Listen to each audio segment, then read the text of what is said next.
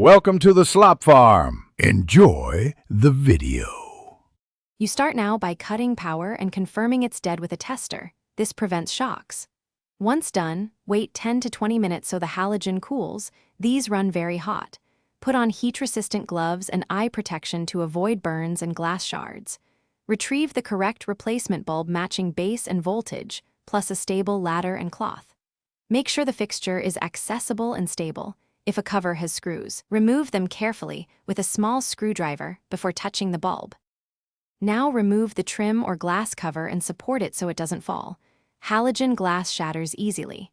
With your gloved hand, grip the bulb by the base, not the glass, and either twist or pull straight out depending on the base type. Many are pin style or push fit.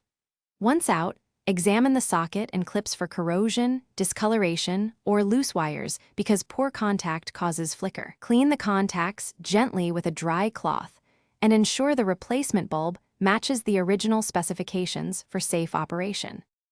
Install the new halogen by aligning the pins or threading the base into the socket. Push or twist until secure.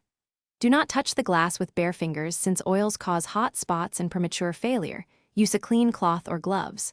Once seated, reattach the trim, restore power, and test the lamp for steady illumination and correct beam direction. If it flickers or won't light, turn power off and recheck contact tightness and socket condition.